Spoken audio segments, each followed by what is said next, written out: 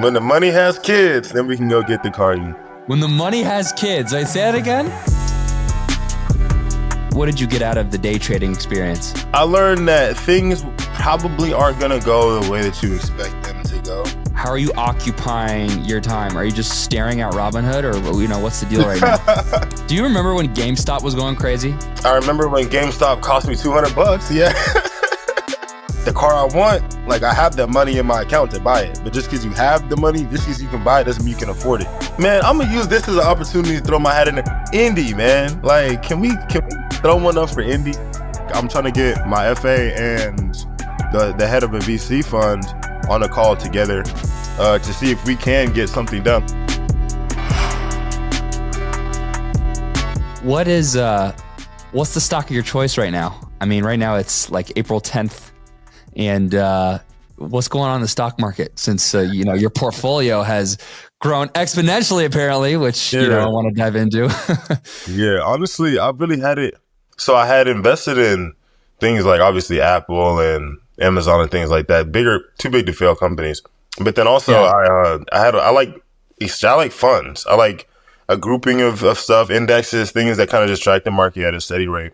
Yeah. Because as we all know, it's kind of time in the market, not really timing the market. So you're trying to get those 10 best days out the year, really, for sure. Yeah. Were you, crypto's been going up lately. You've been jumping into that at all, or you've been kind of? I'm off it. I don't understand it. Okay. I'm off it. I don't understand it. The numbers are big. People losing a lot of money and winning a lot of money. I'm cool. Yeah, I'm cool. No, respect. Yeah, I've dabbled in crypto investing a little bit. Ethereum was going up the other week, and I was watching someone in our office right beside me go from $6K to $10K. And at $10K, he's like, bro, you have to get in. I'm like, it feels like we're at a peak here. Not a good idea. I'm not doing that. Yeah. I mean, you'll see. I watched Bitcoin go from 16 to 60. It was crazy. Watching that kind of a jump happen. And it's man, you wanted to get in, but I don't like investing in things that I don't understand. And I really don't understand. I kind of understand the blockchain and how it works a little bit, but I don't understand the long-term implications of this thing. So only smart decisions here on the Athletes and Assets podcast, where I bring on your favorite athletes to chat about a business topic. I'm your host, Noah Lack. I'm joined by Colts linebacker Segun Olubi, SoCal native, San Diego State alum, who is now just finished up. We're calling that the Embiid year. All right, so it's not technically year one, but for us is year one. You like that little segue into the intro, Segun? By the way, had enough reps in it that finally should be able to do something like that. But you're down in SoCal right now, man. You are outside of your workouts. You're at your crib. How are you occupying your time? Are you just staring at Robinhood, or what's the deal right now? No, I do stuff like this. I like to meet with people about various things. Some people I meet with for fun, friends that I haven't seen in a long time. Some people I'm trying to make business moves, advances, learn new things. And then really, by the time I spend most of my day training, and then the second part of my day, recovering from that training, a whole lot of time, Yeah. No, low key. Are you doing 2 days, 3 days right now? What's your? Generally it's kind of a 2 to 3, because we'll run in the morning, and then we'll lift right after the run, and then I'll have PT later in the day where I do I'll get body work done, and then I'll have a PT card that I kind of hit to kind of get some certain muscle groups that I need to strengthen. The stock market waits for no one, man. I mean, if you're up at 5 a.m., that's kind of 4 or 5 a.m. is when, the Wall Street opens. Yeah, I'm up at 5 for sure. Yeah. Are you ever been in a workout stressed about, maybe a stock going down or something? It's taking your mind off the workout, or is that not a thing for you? In college, back when I was trying to day trade, now I don't even try anymore. But back in the day when I was trying to day trade in college, yes, because I would wake up at 5. I'd be sitting there in front, looking at my picks that I had chose the night before. I'm deciding when to get in, I'm already knowing I have everything priced out when I'm going to get in, and then I'll get in, And now I'm just waiting for things to go the way that I expected them to go. But oh yeah, like at 6 o'clock I have a run. You know what I mean? So like I'm like in the middle of this run thinking like, man, I hope this thing doesn't hit and then like start falling out before I get out of this run. So Did you learn a lot yeah. from like the day trading days? Like, what did you get out of the day trading experience? I learned that things probably aren't gonna go the way that you expect them to go. Even if you can listen to whoever, but realistically, everything is going to be all right if you just let things happen over time. If you try to rush it, there's no get rich, quick plan here. It's a market and time in the market versus time in the market. Yeah. You don't have to share exact numbers, but were you day trading with a couple bucks, couple hundred? Yeah. Okay. Oh yeah. We're low with it. I'm buying. This is actually when you were doing partial stocks. So I could do partial stocks, bits of certain stocks that I liked. And so I was, like I said, I started with $10. Yeah. And I think eventually I had gotten to investing. I think I had invested to total like $300 at one point. Yeah. And yeah, it just kind of exploded. It not exploded, but just over time, it just was steadily growing. And like I said, that's kind of where I fell in love with like looking at some ETFs and looking at mutual funds and looking at indexes and things that are steady risers. I kind of kept those in the middle, and then I would like pick certain stocks that I really liked and just put some money in. And those ended up jumping. I remember Apple had a big jump, and then they had a split one time, and things like that. Do you remember when GameStop was going crazy? It was like, I remember when GameStop cost me $200. Yeah, dog. I day traded one day in my life, and that was when GameStop was going nuts. And I remember getting an email from Robinhood. I don't know what platform you use, but they were like, "You have sent too many transactions. Like, here's a warning. Stop trading." Yeah, because there's the pattern day trader rule, right? So you can only do 3 trades in a day or something like that. I just remember it was GameStop was going crazy. And so I was like, man, let me just hop in here, see what GameStop's going to do for me. So I jumped in at a good price. I can't remember exactly the numbers, but I jumped in at a good price. And it shot to the moon, like literally like 5 seconds later. And I was like, oh my gosh, this is amazing. I'm getting out. Like I'm not fooled. So I go to get out and I can't get out. Like Robinhood literally crashed. Yes. Literally crashed. Yes. This happened with I'm Bitcoin trying to get too, out of this stock. I'm trying to get out of this stock and I can't get out for the life of me. And then finally, when I can get out, it's all the way back below where I went in at. So I ended up losing like $200. It's crazy. Bro, and it happened with Bitcoin too, which is so frustrating. I think I want to try another platform, but honestly, I trade on SoFi Invest now. Okay. Honestly, yeah. How's that been? I haven't used that. Yeah, it's cool. Honestly, it's very similar to Robinhood, but they also have an automated investing section. Well, they'll kind of just handle it for you. Okay. I have like half my money in that, and then half my money is in something that I play with. Okay. Half your money in SoFi and the other half where? Half of my money is in SoFi is automated investing. Yeah. And then the other half I have in like a portfolio that I've kind of curated myself. Got it. And yeah, I've got like some AMD in there, some NVIDIA in there. Nice. NVIDIA in there. Yeah, I got some stuff in there. NVIDIA is hot right now. Yeah. I actually wanted to transition though, man. Like I said, as I get more busy, it's just kind of getting hard to really do due diligence in that space. Yeah. So I'm using my FA right now. We're gonna transition, let him kind of take it from here. Your FA? What is that? Yeah, financial advisor. Oh yeah. Sorry. Yeah. Okay. And it's like when you're in enough things, if you were to manage that all day, it'd drive you nuts. But at the same time, a couple tweaks here and there, and then you have, awesome passive income stream, assuming the market does what you want it to do. Exactly. Because I'm very interested in the space, but I'm in the infancy of my career, right? So I spend a lot of time training for football, watching football, talking ball. Yeah. So like by the time I get off of that, it's like, okay, well, it's 6 p.m. I can't try to hop in the market now. Yeah.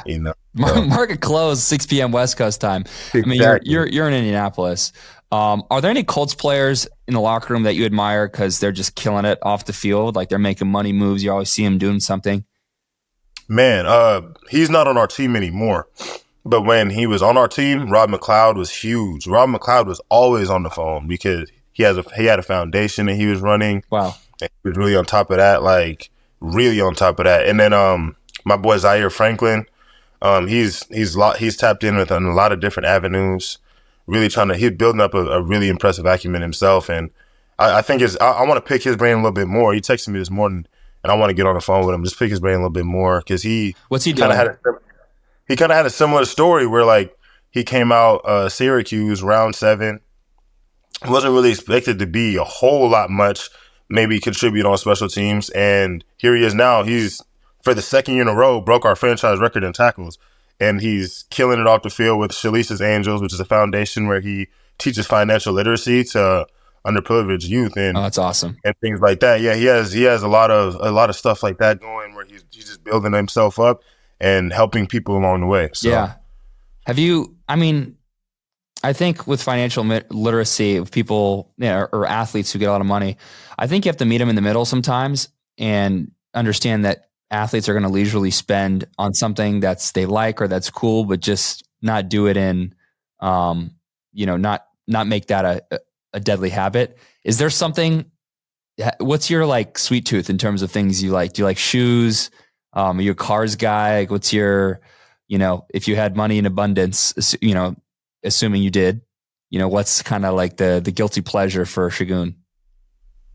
I like, man, for me, I really do like, I like to travel around the United States just to be, I'm a procrastinator. So like I'll book a flight somewhere. I'm like, man, I want to go somewhere, and I'll just book a flight there. I don't really care. And then like you said, cars, like it's been really hard for me to just be like, this is where I'm at. So this is the car. This is the most I can do with a vehicle. Yeah. Like, because I like the car I want. Like I have that money in my account to buy it, but just because you have the money, just because you can buy it doesn't mean you can afford it. I have the money and I want to get it, but I'm gonna relax and let things make sense first, Sure. Literally makes sense. Literally makes sense. Yeah. Let this money have kids first, and then when the money has kids, then we can go get it. When the money has kids, I say it again?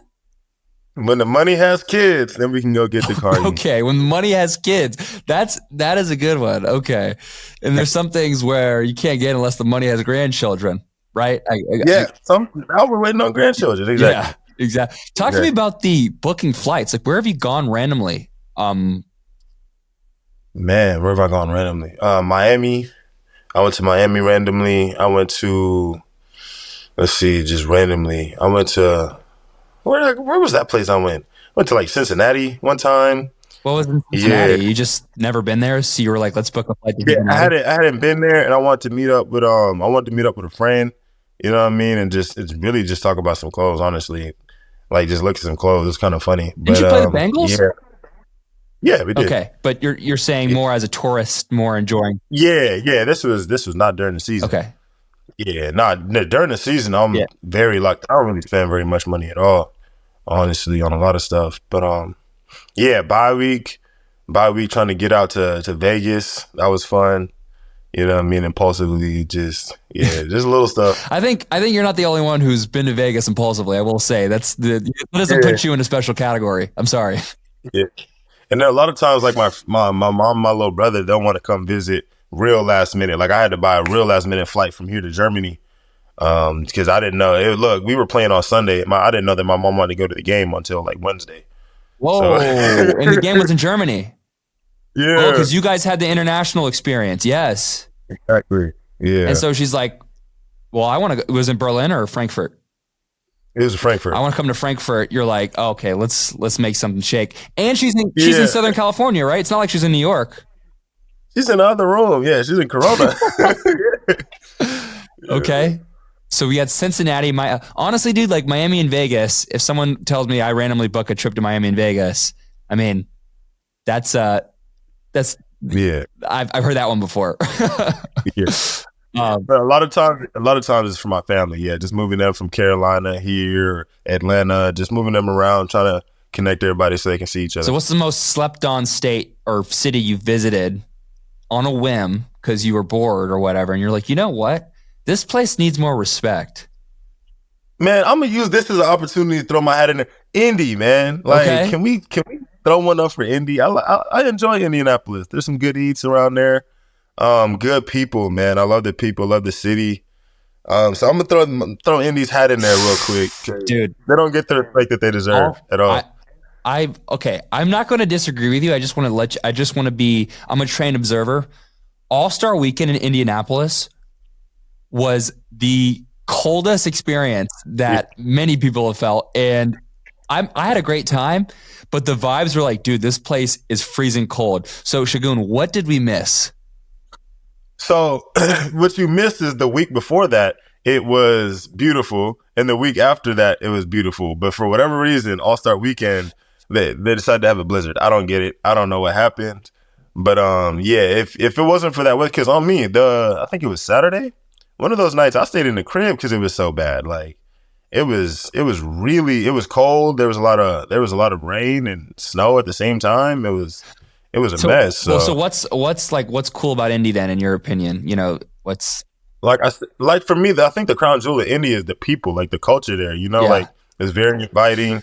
Everybody there is real. You know what I mean? Like I don't have to deal with a lot of fake stuff and a lot of people trying to be something that they're not. Like people are who they are and they're good people to you. And there's love in the city for especially for us Colts, but just in general for each other. There's kind of like a kind of Indy camaraderie that we have going on. And yeah, I mean, there's some parts of it that you need to stay away from and not involve yourself in. But, yeah. But the most part, if you want to get together, get around the table and eat some good food or catch a good vibe with some people, you can do that for sure. Were you aware that Indy is also, and I don't know too much on this, but is like a sports tech hub? Like there's tons of sports tech companies being made in Indy because that's what NCAA is. I didn't realize that Indy was such a sports hub in general. Like when you think about the combine being hosted there, when you think about the level of high school basketball, I mean, even high school basketball is really big in Indiana. And then so you start to think about the sporting market in general. So that makes a lot of sense that there would be a lot of sports tech companies that are kind of basing themselves in that market for sure. I mean, I think Techstars is there, which is one of these tech incubators. And they are kind of all around the country. Some accelerators are like geographic specific. I think Techstars is, you know, this tech incubator is all over the US. And I guess, I think you've answered my question, but I guess have you seen any, have you been to any of this stuff that's going on in Indy, or you're not really, honestly. Like that's a new market for me. If you want to put me on track, we could put you on for sure. We could put you on. For sure. Yeah. I think there's some cool stuff being built there. I think it's either, I don't know how many times a year it happens, but I think a lot of sports tech companies go to Indy and pitch to a large group of investors, including athletes, because athletes nowadays I'm seeing more and more on cap tables. So as you continue to, you know, kill it in your career and have the funds to do so, and, you know, I think I've seen venture become very attractive to athletes. I don't know if any of your teammates in the locker room have talked to you about VC, and obviously we met at the Next Legacy event, but you know, that's becoming super popular for a lot of the older active athletes. Yeah. So obviously at my level, being that it's only like 15% of my own going to be 15% of my own portfolio, I don't have a lot of venture money. You know what I mean? Like that 15% is my entire alternative section. Yeah. So like within that, trying to get some VC going with the amount of investment that they're going to look for, and then the kind of outcomes. Like we're looking at least 5 years on a lot of these different spots that I'm looking at, and it's like, being that that's the case, for me it's not really as attractive right now. But for like guys like Zaire, or guys like Buck, guys that have a lot of money, old money, like league money, I think it's a space that they should look into more. But I haven't heard a lot out of our locker room of guys doing it now. Of course, they're probably doing it. They're guys, I mean, you have FAs and things like that. They're doing it. Sure. But I'm really the only guy that I know that's really talked about the space in the room for sure. You mentioned do you have your finances broken down in percentage? Like you mentioned 15% of alternative assets. Can you walk me through that? So like, so like when I'm kind of like managing my funds, I have like a big part of my portfolio is going to be stocks and bonds, right? And then there's a little bit less that's like savings, you know what I mean? And then there's some that's like I said, 15% that's alternative investing. And I kind of have real estate as its own because I wanted to kind of get into some ownership there. So being that I'm on, again, a smaller deal, I try to break it down in percentages, but sometimes things kind of have to be massaged and moved around in order to accommodate the level of spending the level of investment that I'm trying to look for. That makes sense. All right, you were talking big on Indy, so let me ask you this question. If you started your real estate portfolio, would you invest in Indy real estate or would you start somewhere else first? Yeah, Indy first. Okay. I'm actually looking at, I wanted to get a condo. There's a lot of nice houses out there, but I kind of wanted to get a condo out there, kind of more downtown. Okay. Or near Lucas, because I love Lucas Oil Stadium. Yeah.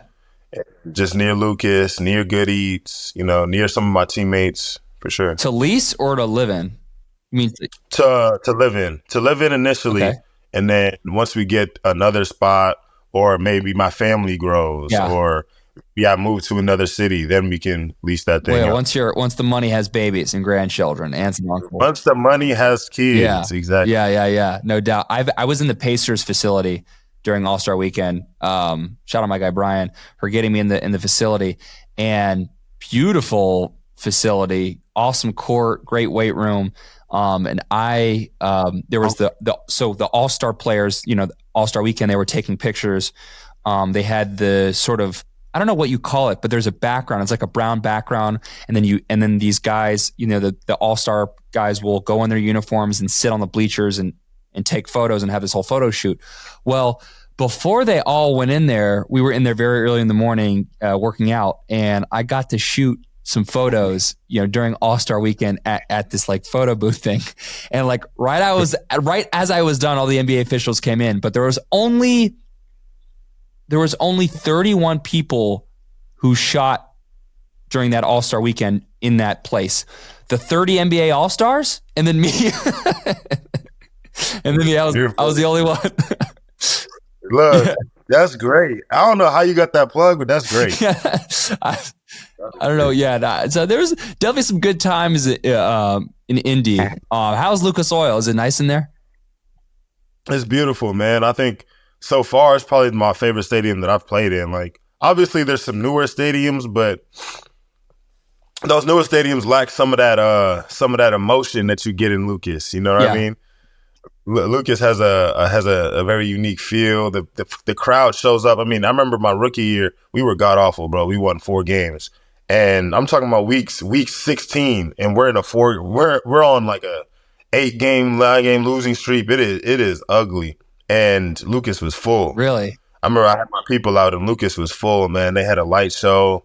It was beautiful, man, and so just having experienced that kind of love from the city was kind of what made me fall in love with it, to where this year we had AR, we had some winning games, some fun games in there, and they were still there, but now they're louder. Damn. And there's that electricity that you don't get a lot of places. Like I said, it's a beautiful arena. So yeah, I love Lucas. You ever tapped into have the fans ever tried to give you financial advice? That's kind of a random question, but you ever had any fans or, super fans of Indy that maybe have VIP access to the team that are like, hey, Segun, like, let's get involved here. Like, you should do this or that. Yeah, I've had people try to pitch businesses probably before, like business opportunities. Yeah, but I mean, I don't really know you, at all. I really don't know you. So I tend to kind of send them like towards my people, and then my people will kind of vet whether or not this is something we need to pursue. When the athlete sends them to their people, that's usually sometimes a watered down way of kind of pushing them, saying no. Oh yeah. Nah, he's Mr. No Man for sure. Mr. No Man for sure. Yeah. Because your people are going to say no like 99.9% of the time. Absolutely. Especially if someone gets to you first and you're like, I don't know, talk to my FA. Not a positive sign there. Yeah. But conversely, right? Like, I'm trying to get my FA and the head of a VC fund on a call together, to see if we can get something done. Like I said, I'm in the infancy of my career, so I don't have a lot of free capital, but the fund is smaller. It's a growth stage, or the seed stage fund. And so it's a bit smaller, but at the same time I think there's a lot of good stuff there. And I want to kind of see if I can get, maybe even if I don't invest, maybe I can learn a lot from these people and build a relationship. So no doubt. For sure. No doubt. Well, times have changed, and I appreciate you being with the times, man, and coming on the Athletes and Assets podcast. This has been another great episode with Segun Olubi, Colts linebacker, man. Segun, best of luck in the offseason. Best of luck with the stock portfolio, man.